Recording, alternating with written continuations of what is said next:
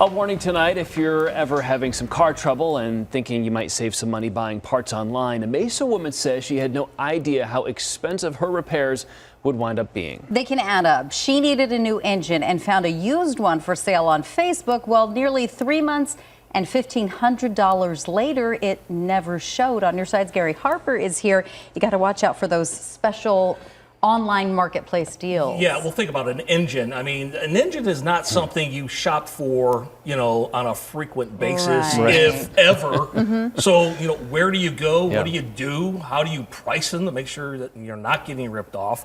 This viewer went online and she knew that she was going to be getting an engine and it was going to be rather expensive. But after looking around, she found herself one that seemed to fit her budget, only $1,500. Now, it was used, but it turns out it was a scam. It's a 2007 Dodge Charger, and it stopped running a few months ago. Deidre Schoenwolf owns the car. It didn't make any noise or anything. It just wouldn't start. Right. Just would not start. And you thought it was probably a minor problem. Yeah, or I just thought maybe it overheated. Turns out Deidre blew her engine, and a reputable mechanic eventually removed it while Deidre took a few weeks to look around for a used one to buy. Looking for an engine is not something somebody does every day, so this is kind of new to you. What do you do? Exactly. What do I do? Where do I go? I've never looked for an engine before in my life. All right, so this is what I did. I went into something like engines. That's when Deidre found herself on Facebook Marketplace. And what do you know? She found an engine for sale for only $1,500. It was up in New York, and the so-called salesman named Ben said he would send Deidre a 5.7-liter Hemi engine with free shipping, and it would only take around 7 to 10 days. But nearly 3 full months later, Deidre's car still doesn't have an engine, and Ben never calls her back.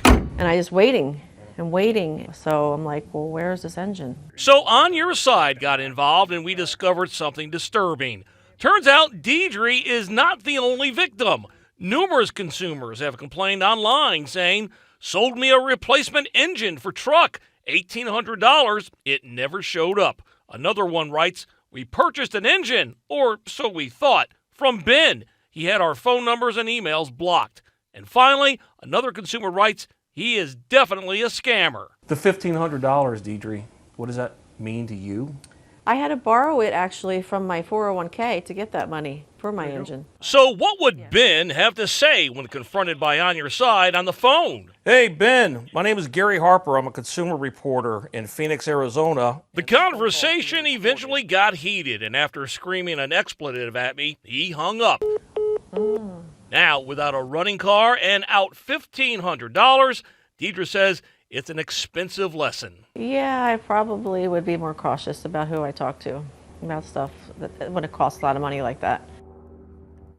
All right, there is a glimmer of hope that this viewer will get her money back because she did put it on a credit card, okay? That's good news. The bad news is that the bank for that credit card rejected her dispute already. She appealed it. They are now taking another look at it to make sure that they did make the right decision. I've made contact with the bank to let them know, look, I've looked into this and I verified that this is in fact a scam. Please, when you're taking a second look at it, just make sure you look at some of the documentation that I have sent you to prove the point that this was a scammer. So, Do banks contest if they're like, you should have known better? no, but if they hear from the seller that, I delivered the engine or I delivered a product or then there's a little tug of war there. Okay. And in this first case, she went ahead and got it, even though she disputed it, they rejected it. Wow. Right, well, hopefully you'll have some pull when they I'm re-examine. going to hold their feet to the fire when it comes to this financial institution, because it's clear to me and it's clear to anybody that this was a downright scam. Bad deal. And hopefully with this new documentation that I sent them, they'll stay with that decision and give her the money back. It's often what it takes. I want to hear the rest of that phone call, by the way. Hope that tape Oh exists. boy, stuff I can't air on TV. No bueno. Jared. Thank you, Gary. Thanks,